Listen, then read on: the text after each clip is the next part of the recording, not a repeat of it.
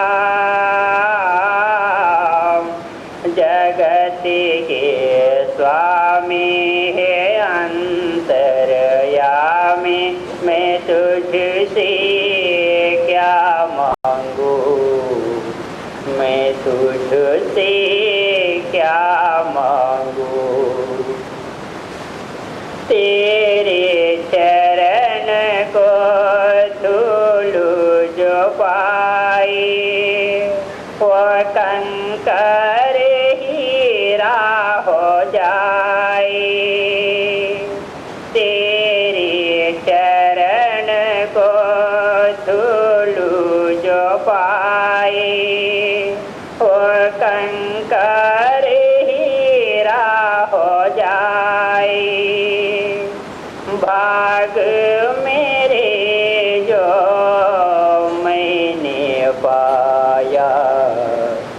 तुम चरणों के धाम।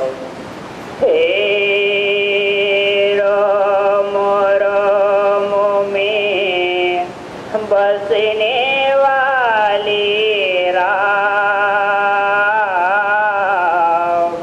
जगत के स्वामी अंतर्यामी, मैं तुझसे क्या मांगू, मैं तुझसे क्या मांगू। भेद तेरा कोई क्या पहचाने, जो तुझे सादे के तुझे जाने। भेद तेरा कोई क्या पहचाने, जो तुझे साधे के तुझे जाने। तेरे किए को हम क्या देवे, भले बुरे का नाम। हे रोम रोम में बसने वाले राम, जगत के स्वामी है अंतर्यामी, मैं तुझसे क्या मांगू, मैं तुझसे क्या मांगू।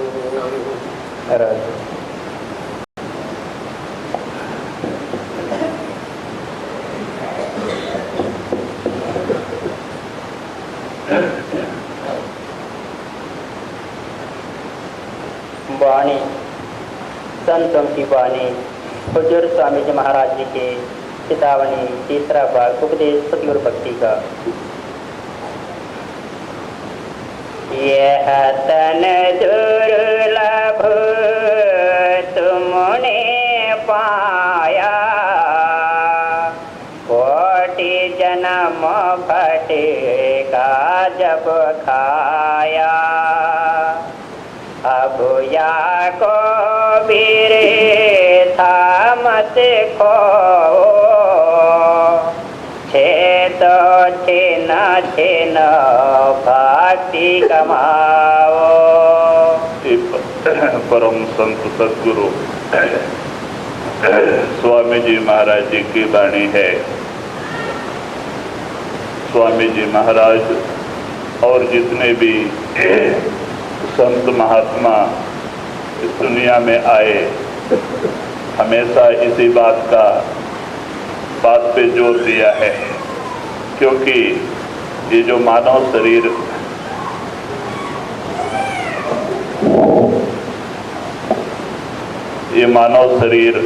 बड़ा अमूल्य रत्न है। वही स्वामी जी महाराज सारा देते हैं, यह तन दुर्लभ तुमने पाया, कोट जन्म भटका जब खाया। कहते करोड़ों जन्मों के भटकने के बाद, 84 लाख जीवाजून में दुख भोगने के बाद परमात्मा को दया आकर के हमें एक छोटा सा समय ये मानव शरीर का वो दान देता है। भाई क्यों देता है? अपने आत्मा के उद्धार के लिए, परमात्मा के भक्ति के लिए। अगर ये काम हमने इस शरीर के अंदर नहीं किया, इतना अमूल्य मानव शरीर पाके कोई फायदा नहीं।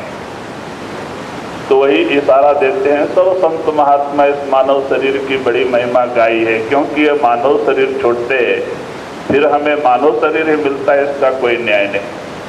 आत्मा निचले शरीरों में जाके गिर जाती है, घोड़े गधे के शरीर में चली जाती है, पेड़ पौधों के शरीर में गिर जाती है, कीड़े मकोड़े के शरीर में चली जाती है। 84 लाख शरीर भटकना पड़ता है। कहते हैं 30 लाख प्रकार के पेड़ पौधे हैं, 27 लाख प्रकार के कीड़े मकोड़े हैं, 14 लाख प्रकार के पक्षी, सब चक्कर लगा के कहते हैं लास्ट में इस मानव शरीर में जो आता है, जिसको शायद युग बीत जाते हैं मानव शरीर मिलने में। इसीलिए सब संतों ने बहुत इसके ऊपर ही जोर दिया है कि यह मानव शरीर बड़ा अमूल्य रत्न है। परमात्मा ने इस शरीर को अपने रूप के ऊपर बनाया। जैसे दुनिया में जो भी सामान परमात्मा ने रचना किया है, सब इस मानव शरीर के अंदर परमात्मा ने रच के आप खुद अंदर बैठा है। अपने पास जाने का रास्ता भी इसी के अंदर रख के हमें भेजा है। वही हमें संत सदगुरु बताते हैं। वो ये नहीं कहते भाई बाल बच्चे छोड़ दो, पीला कपड़ा रुद्राक्ष पहन लो, जंगल पहाड़ों में जाके बैठ जाओ, कहीं भी जाओ, कुछ नहीं। परमात्मा का अगर कोई जीता जागता मंदिर है तो मानव शरीर है। परमात्मा ने शरीर के अपने रूप के ऊपर बनाए। जैसे दुनिया में जो भी सामान की परमात्मा ने रचना किया है, सब कुछ इसके अंदर रच के आप खुद अंदर बैठा है। लेकिन रास्ता तरीका ही हमें संत सदगुरु बताते हैं। तो वही आप इशारा देते हैं, मानव शरीर बड़ा अमूल्य रत्न है। 84 लाख जीव जंतु भटक माने जीवा जोन भटकने के बाद में जब ये जीव दुखी हो जाता है, परमात्मा को दया आकर के एक छोटा सा चांस में मानव शरीर का देता है। जाने दो, उद्धार हो जाने दो। भाई क्यों देता है? अपने आत्मा के उद्धार के लिए, परमात्मा के भक्ति के लिए। अपना पेट पालन, कुटुंब परिवार का पालन पोषण पशु पक्षी भी कर लेते हैं। अगर इतने में इतना अमूल समय नष्ट करके चले गए, हमारे उनमें क्या फायदा है? कहते हैं कबीर साहब ने एक जगह कहा है, पशु का हो तो कन्हैया, नर का कछु न होए, नर करनी करे तो नर से नारायण होए। कहते भाई एक जानवर भी मर जाता है, उसकी भी कीमत होती है। मरा हुआ जानवर कोई 10-20 रुपए देके उठा के लेके जाता है, क्यों? हड्डी और चमड़ा काम में आ जाता है। लेकिन एक इंसान उस मालिक के भक्ति के बगैर चला जाए, इस शरीर की एक दमड़ी भी कीमत नहीं। कोई भी एक पैसे रुपए में भी लेने के लिए तैयार नहीं। कहते हैं क्यों? इसका हड्डी और चमड़ा भी काम में नहीं आता है। तो महात्मा कहते हैं भाई मानव शरीर नहीं, कबीर साहब कहते बड़ा अमूल्य रत्न है। कहते हैं नर करनी करे तो नर से नारायण होए। अगर ये कहीं कामिल मुर्शिद की शरण में चला जाए, उसके बताए हुए रास्ते पे अमल करे, तो एक नर नारायण बन जाता है। ऐसी ताकत इस शरीर में है।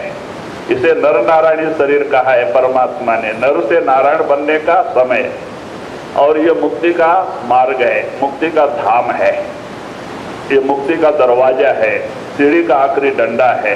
कहते एक कदम आगे बढ़ा, ये छत पे पहुंच गए, एक कदम फिसल गया, फिर पृथ्वी पे आके गिर गए, फिर सीढ़ी चढ़ना पड़ता है, फिर वो 84 का चक्कर लगाना पड़ता है, फिर मानव शरीर आने में। तो इसीलिए सब संत महात्माओं ने हमें इसी वाक्य के ऊपर जोर दिया है कि भाई मानव शरीर का समय तुम्हें मिला है। कैसे मिला है?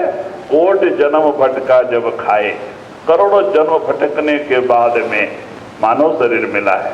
अब इसमें क्या करना है, वही स्वामी जी महाराज आगे इशारा देते हैं जी। अब या कबीर था मत खो, चेतो चिन्ह भक्ति कमाओ। तो वही आप इशारा देते हैं कि भाई अब या को बिरथा मत खो, चेतो छिन्न भक्ति कमाओ।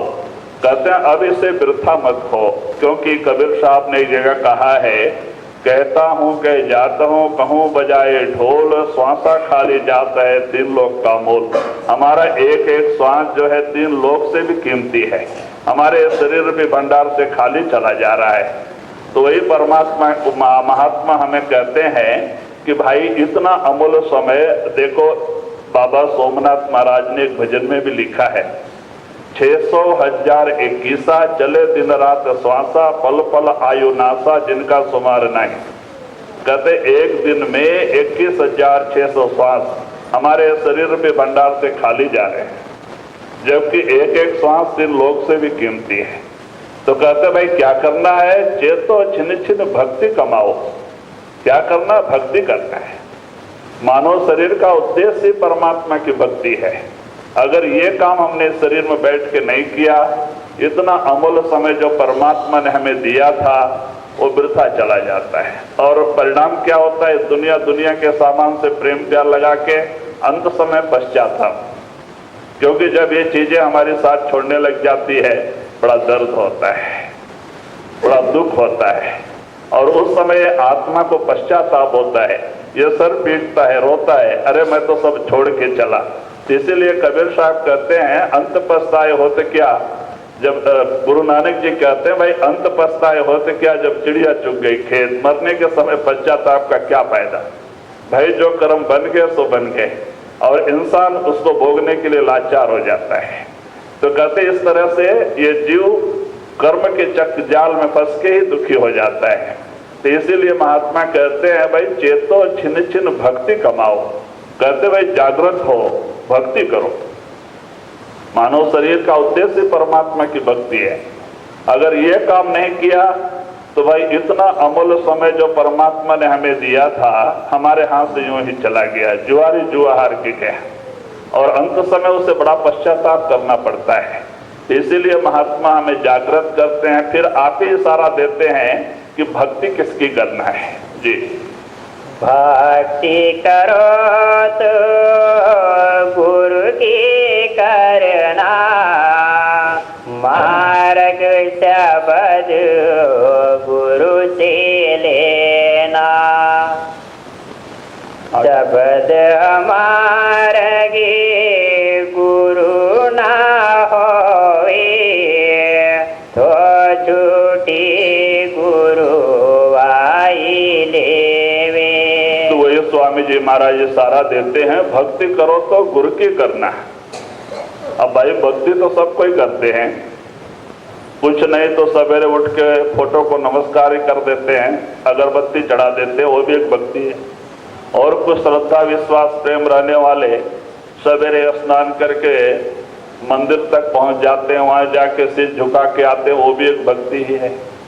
और कोई श्रद्धा विश्वास थोड़ा ज्यादा होने वाला 6 महीने बरस में हरिद्वार प्रयाग काशी जाके स्नान करके आ जाते, वो भी तो एक भक्ति है।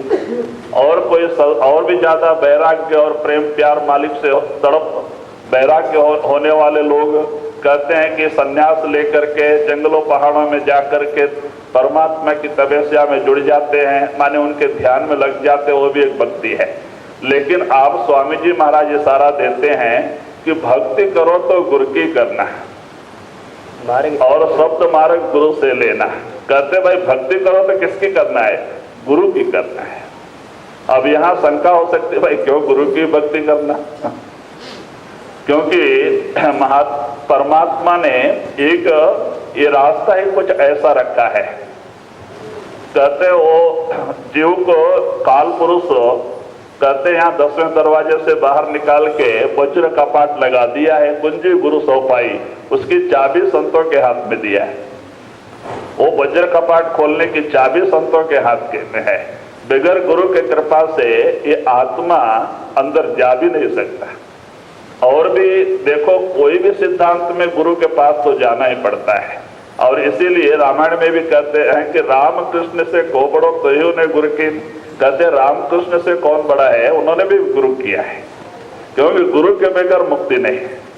तो इसीलिए आप इशारा देते हैं क्योंकि गुरु को क्यों भक्ति करना है, क्योंकि देवी देवताओं को हम देखे नहीं होते वो कैसे थे, खाली एक कहते हैं कि कल्पना से हम उनकी भक्ति करते हैं, काल्पनिक भक्ति झूठी होती है। संतों गुरु को हम देखे होते हैं, हम उनके सत्संग में गए होते हैं, दर्शन के लिए गए होते हैं, और वो सामने बैठ के हमें नाम दान दिए होते हैं। भाई जिसको हमने देखा है उसका ध्यान कर सकते हैं, बिना देखे को कैसे ध्यान, जिसको हमने देखा है नहीं उसका ध्यान कैसे कर सकेंगे, तो वो कैसे हमारी ये करेगा। तो इसीलिए कहते जरिया संत है, गुरु है।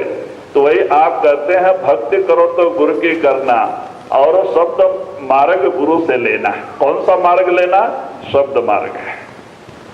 और वो कहते हैं शब्द मार्ग ही हमें संत देते हैं, हमारी आत्मा को शब्द से जोड़ते हैं, और जिस दिन से संत नाम देते हैं शब्द रूप बन के हमारे अंदर बैठ जाते हैं, और उस दिन से गुरु हमारे साथ रहते हैं।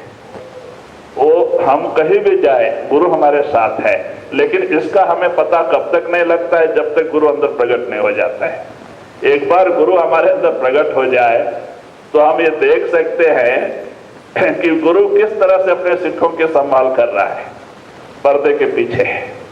तो इसीलिए महात्मा कहते भाई हम जो सत्संग में आ रहे हैं गुरु ही लेके जाता है, हम जो सत्संग सुन रहे हैं गुरु ही सुनाता है, हम जो भक्ति कर रहे हैं गुरु ही कराता है। हम कौन है? हम कोई नहीं। हम जो है, एक बार एक गुरु के बड़े एक अच्छे कमाई वाले महात्मा थे और एक शिष्य भी साधन से लगा हुआ था।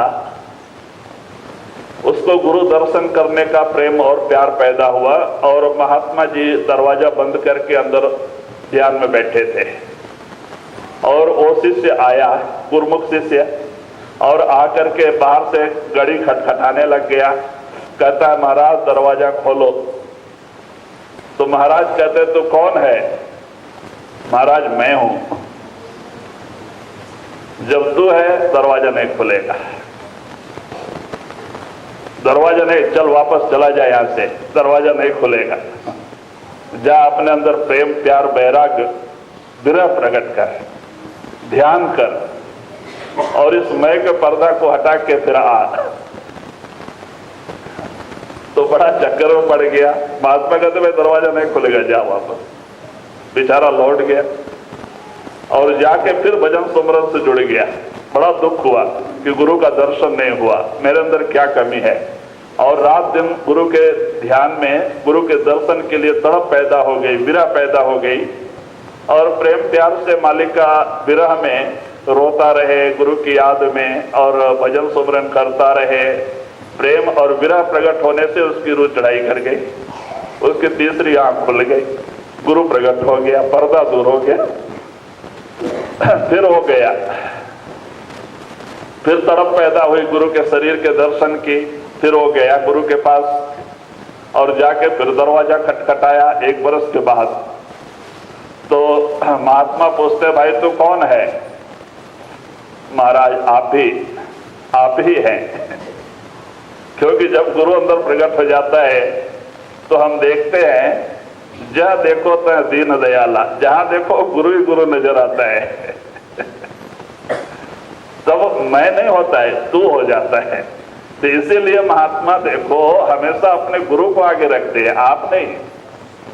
क्योंकि भाई जो कुछ करे करावे आपे आप, जो कुछ करते धरते धराने वाले कराने वाले सब आप ही आप हैं।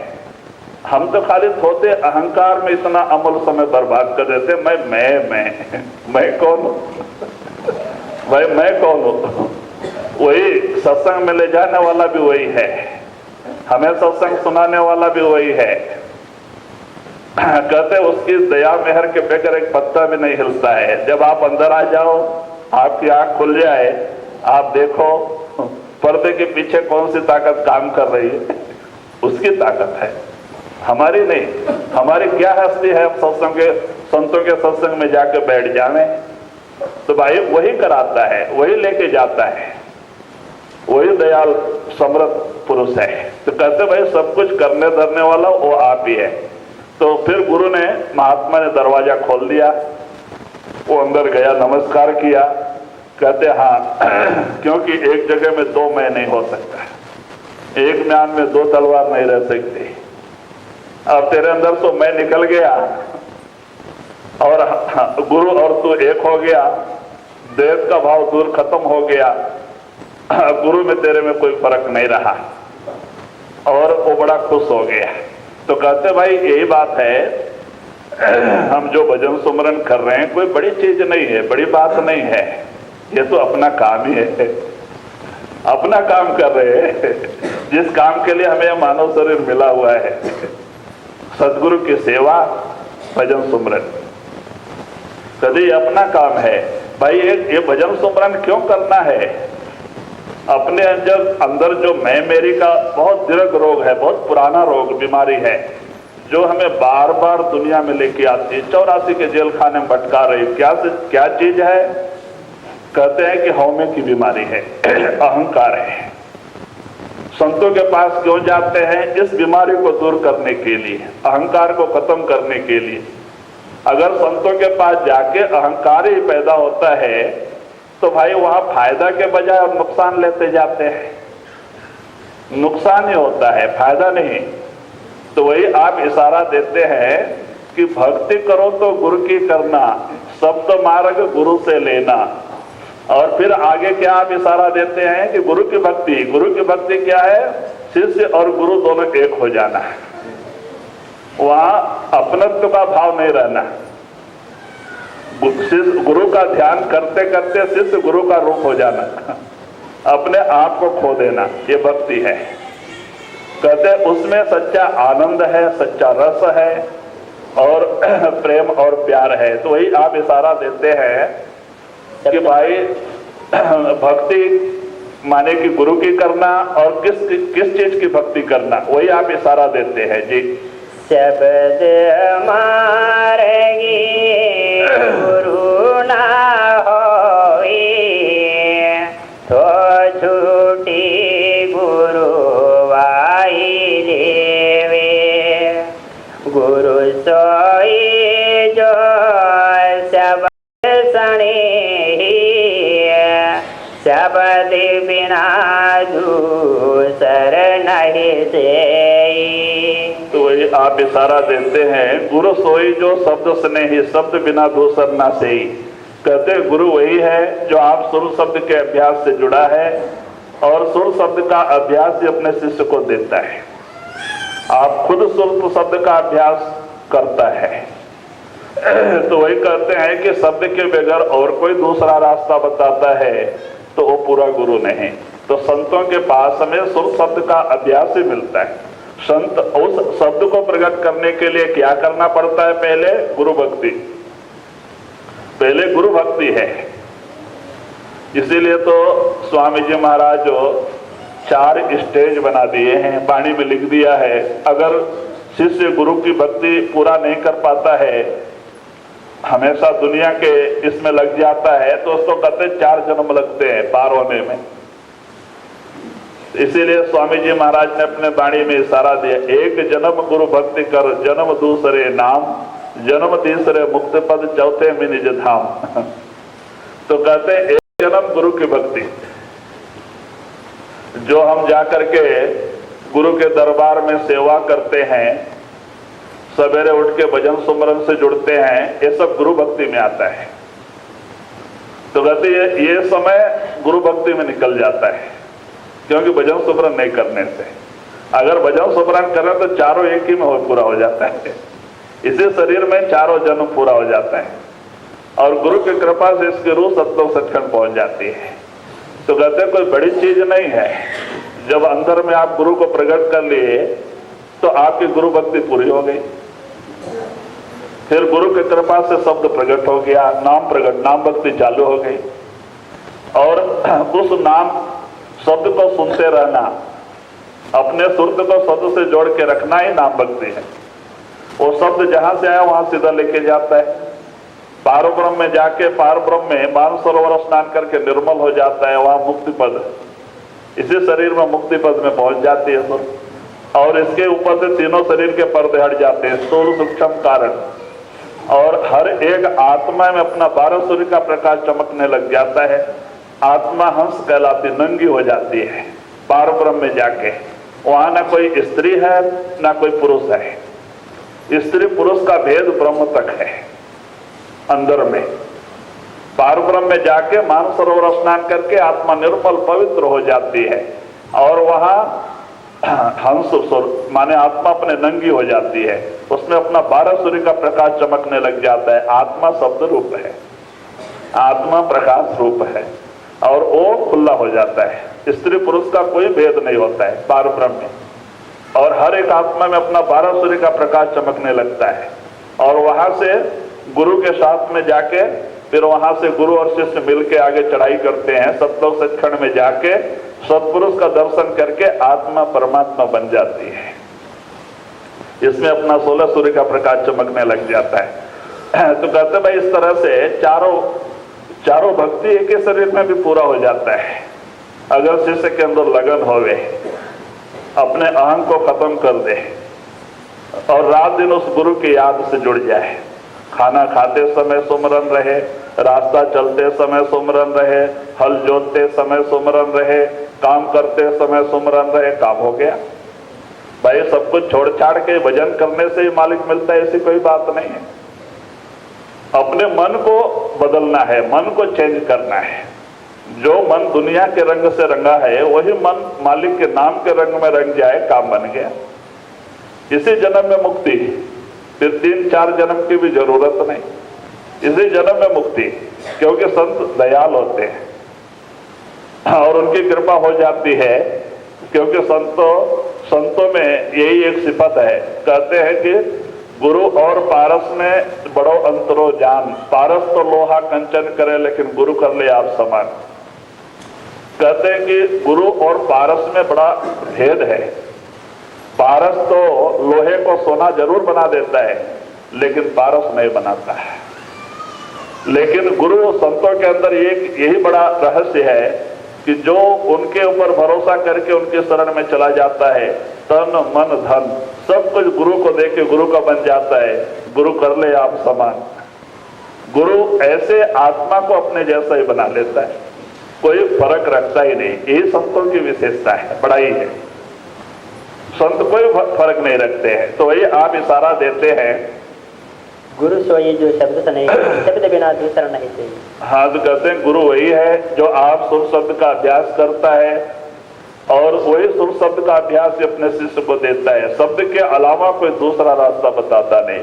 यो नहीं कहता भाई ये भी करो वो भी करो। महात्मा कहते भाई एक ही काम करना है। जब से आप गुरु के पास जाते हो अपने मन को मजबूत कर लो, गुरु के चरणों में भरोसा रख लो। गुरु जो कहता है कर्म धर्म वही हो जावे जो गुरु कहता है।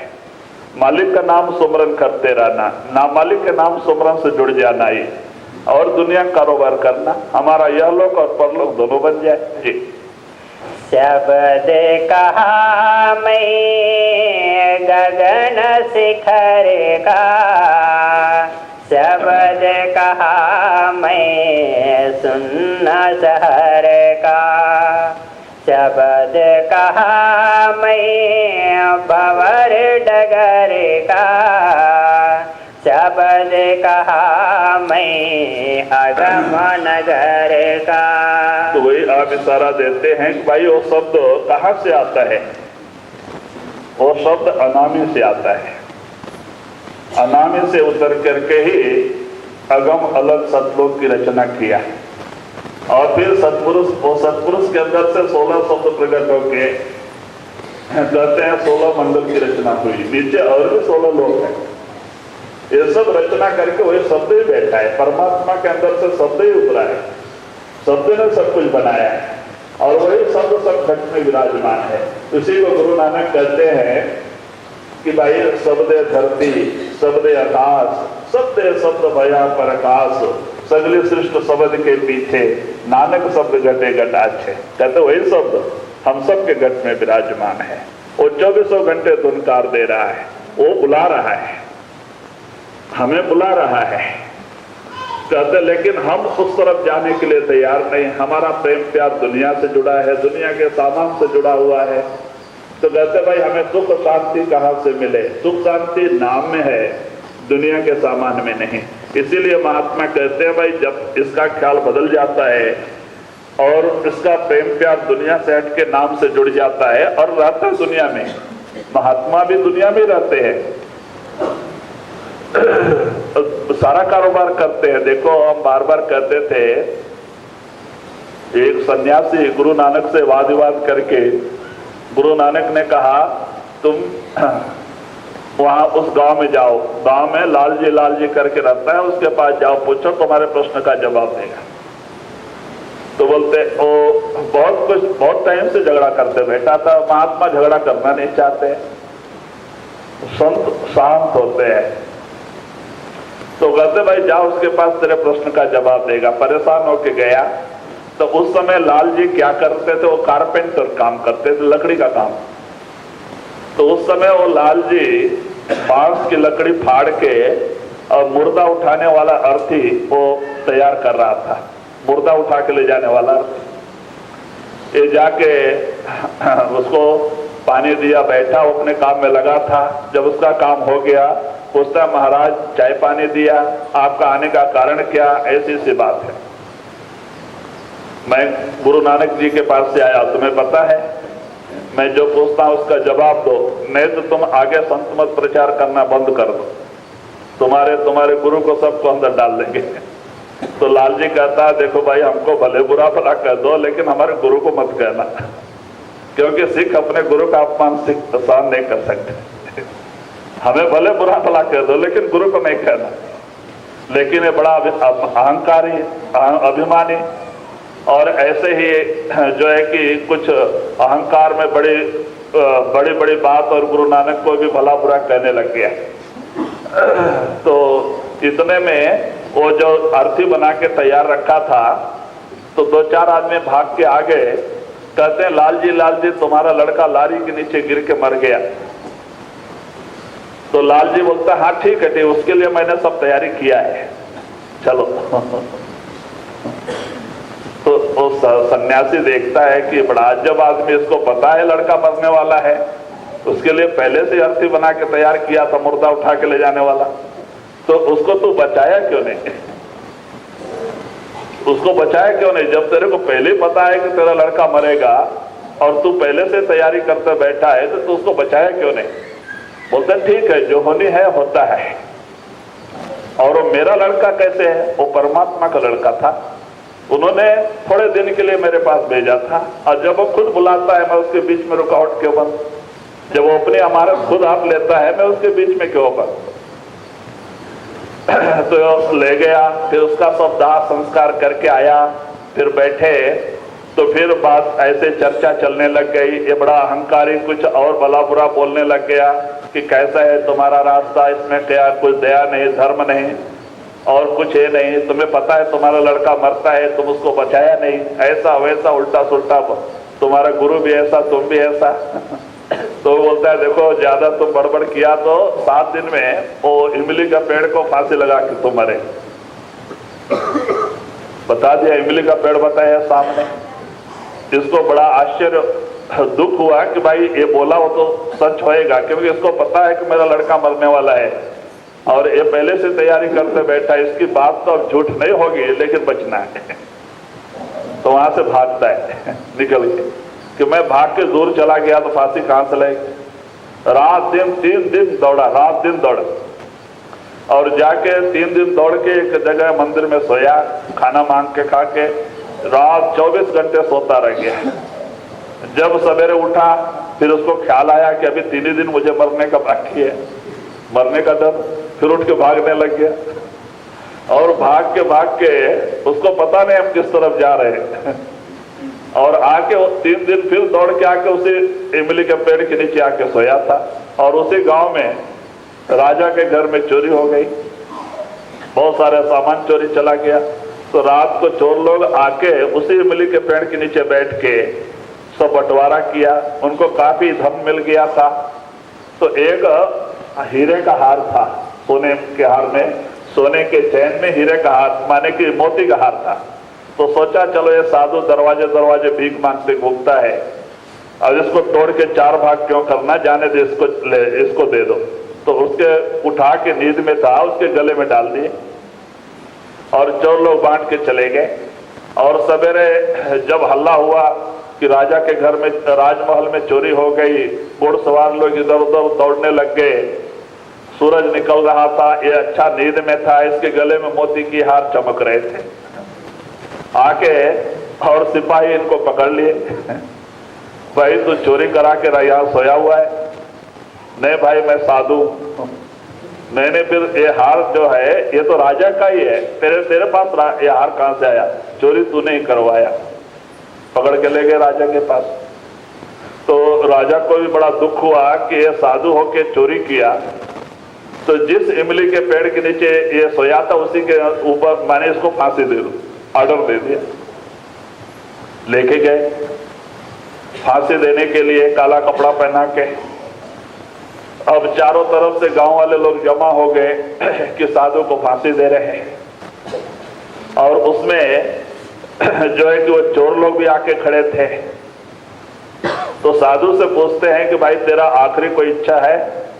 कहता महाराज इसी गांव में एक लाल जी करके कारपेंटर का काम करता है, उसको बुला दो, उससे मिलना है। उसको बुलाया भेजा। जब वो आया और साधु को छोड़े, ये जाके लाल जी के पैरों में गिर पड़ा। कहता है महाराज बस करो, अब प्राण दान दे दो, मेरे गले में आपके कहने के अनुसार फांसी आ गई, अब बचाओ। तो लाल जी को दया आ गई और आप मालिक गुरु का ध्यान करके कहता भाई ठीक है, सदगुरु तुम्हारी रक्षा करेंगे।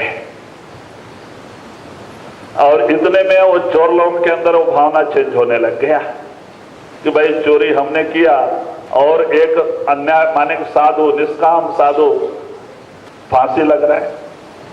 तो बाद में वो चोर लोग सब सामने आ गए, भाई सामान हमारे घर में है, चोरी हमने किया है, इसे छोड़ दो, सामान दे देते। कहां पे?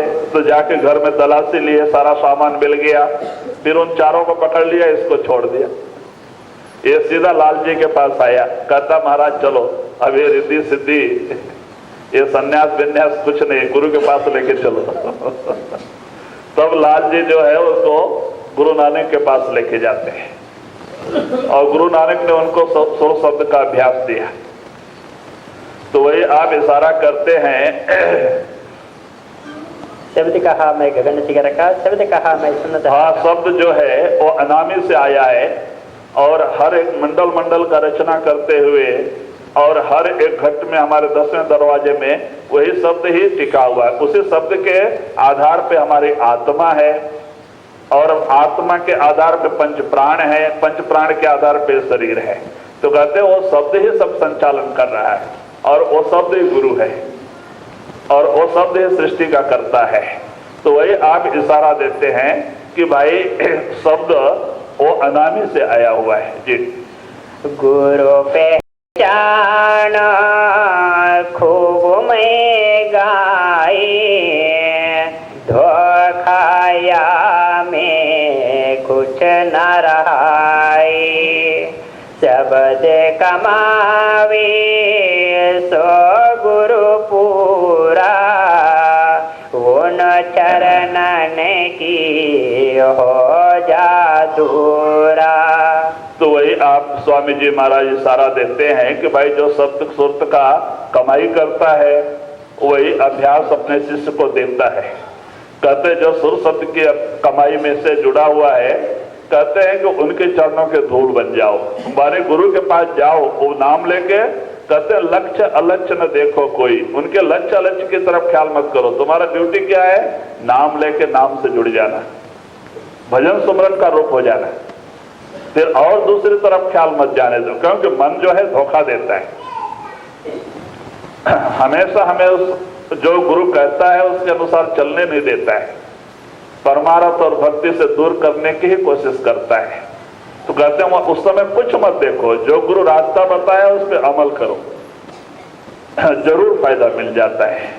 लेकिन मन के दायरे में बहने लग जाते हैं, मन भजन करने नहीं देता है, भक्ति करने नहीं देता है, अंदर जाने नहीं देता है। जी, शब्द भेद ले कर तुम उनसे, शब्द कमावो तुम तन मन से। तो वही इशारा देते हैं कि भाई सुर शब्द का अभ्यास लेके सुरत शब्द का अभ्यास से जुड़ जाओ, तन मन से साधन से जुड़ जाओ, आपका काम बन जाएगा।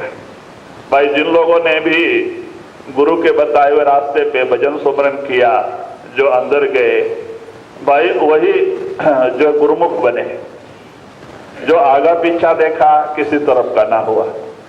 तो इसीलिए आप इशारा देते हैं कि भाई जो गुरु ने रास्ता बताया है, तन मन से उस सुर शब्द के अभ्यास से जुड़ जाओ, आपका काम बन जाएगा, कामयाबी आपको हासिल हो जाएगी, आपको इस शरीर में आने का मकसद पूरा हो जाएगा, गुरु की कृपा सरल में सहज में मिल जाएगी। लेकिन भजन सुमरन के अलावा गुरु की कृपा को प्राप्त करने का दूसरा कोई साधन नहीं।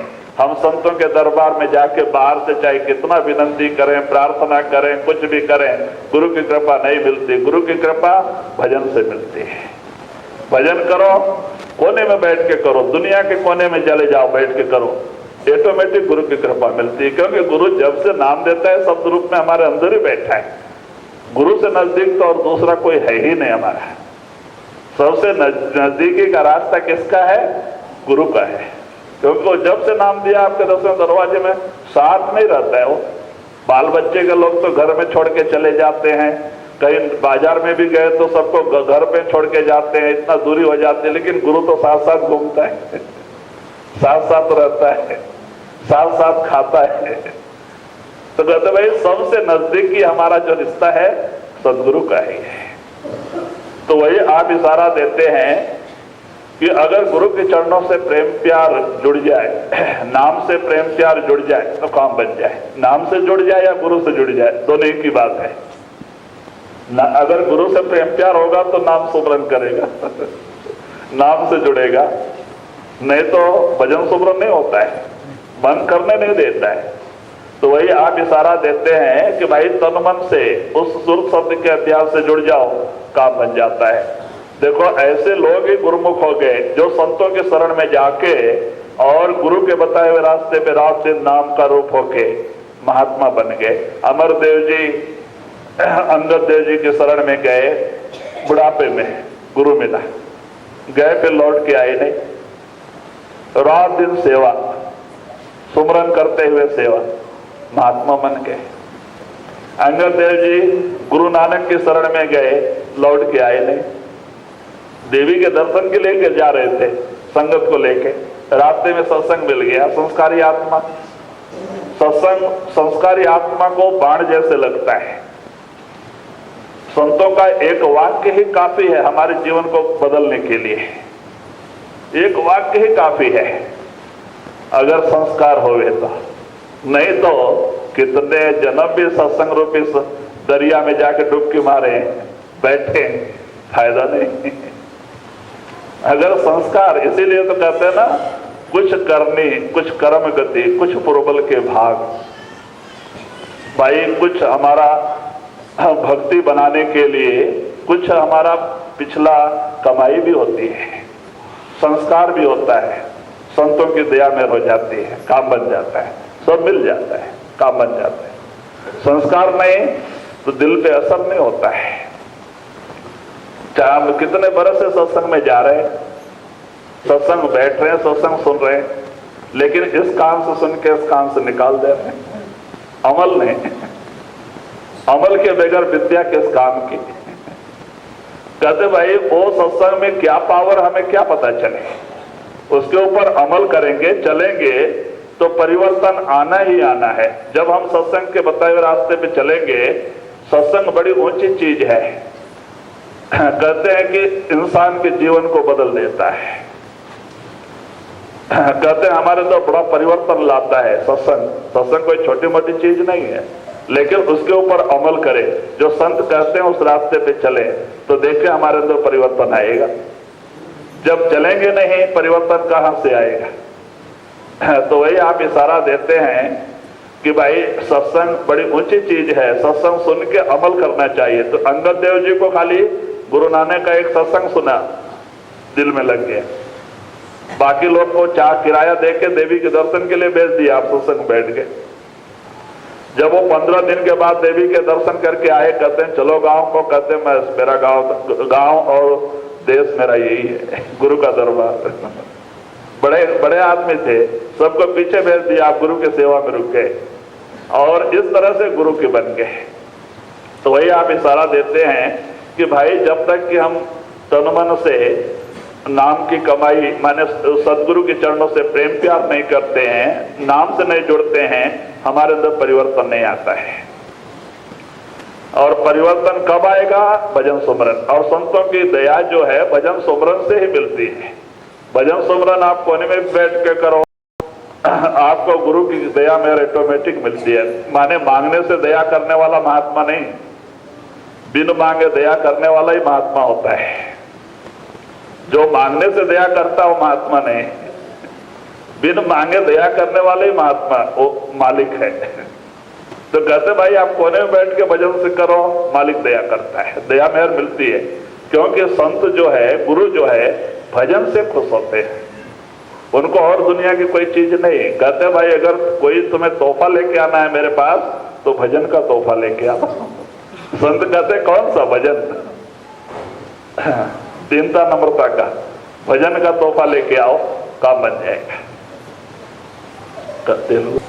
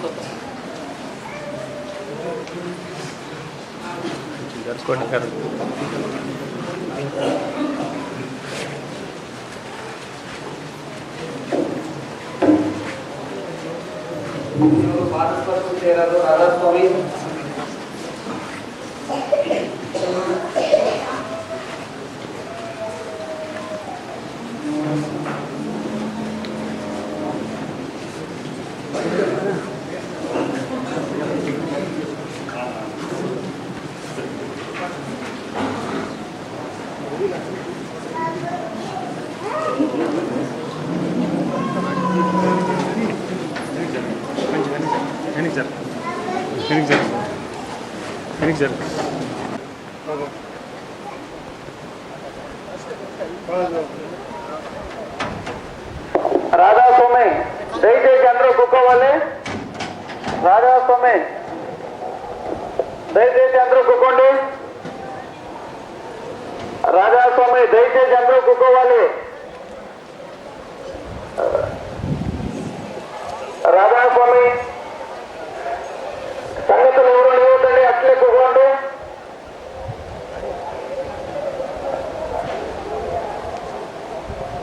సంగతులు ఎవరు లేవుతండి, ఇంకా పదాలు పోతున్నారు. దయచేసి ఆమె ఇంకా పట్టుకుని కూకోండి.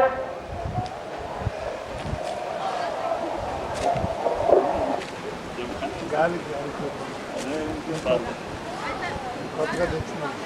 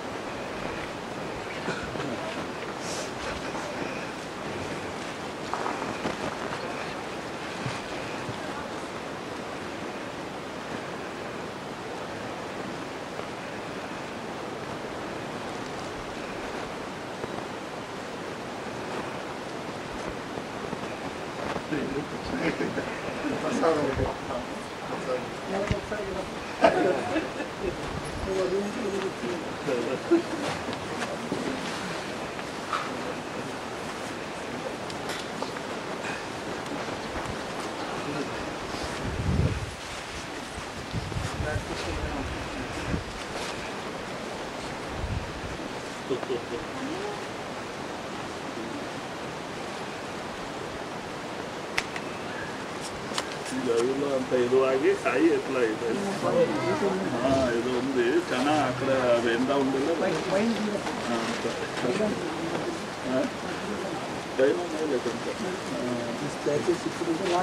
అదే లోపల అంతా ఇది ఏం పర్వాలేదు, అదే పైన పర్వాలేదు.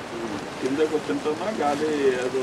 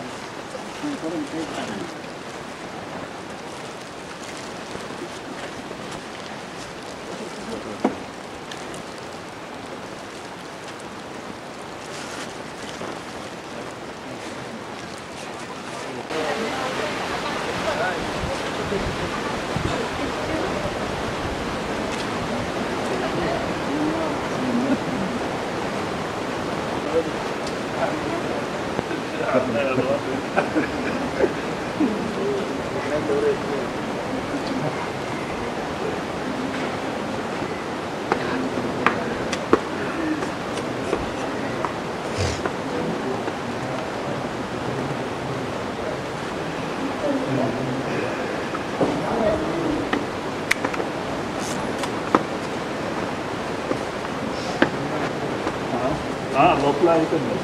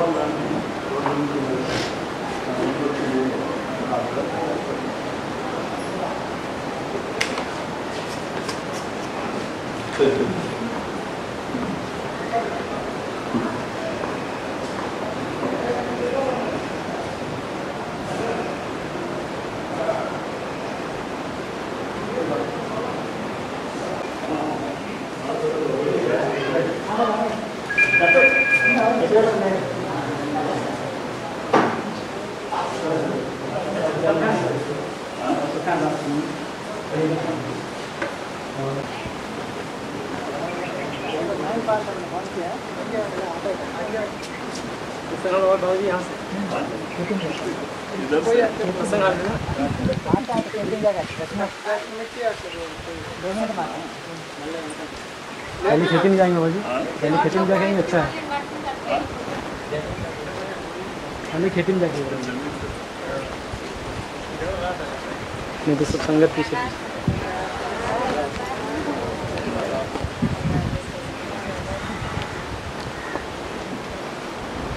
कुत्ते से मिला मुझे, कुत्ता कुत्ता से मिला।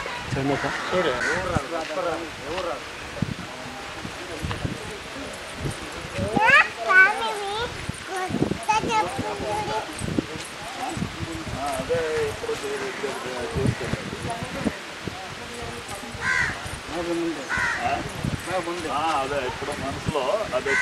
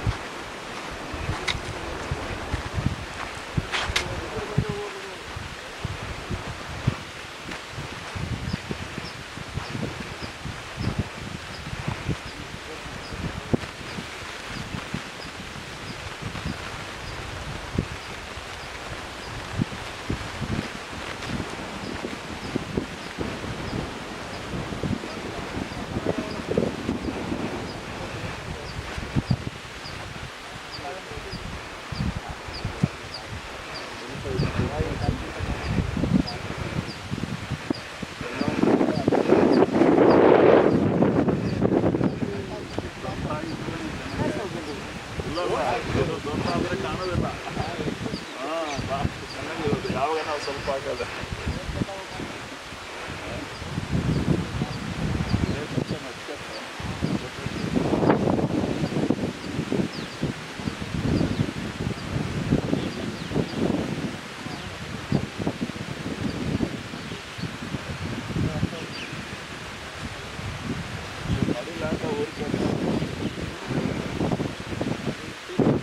అలా తీసింది అంటే ఈ ఒకటే మరి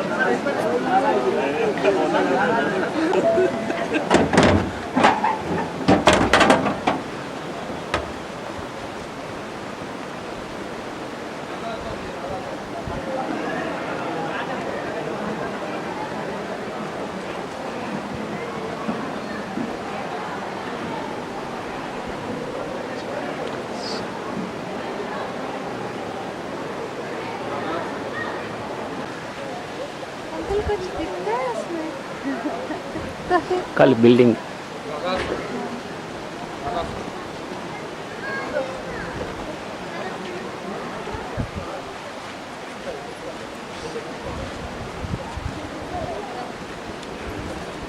उधर से इधर से चल इधर से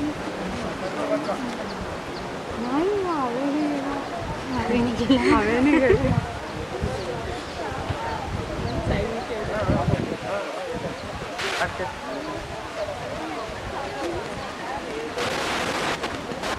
अभी तो मैं जा रही हूँ आपका समय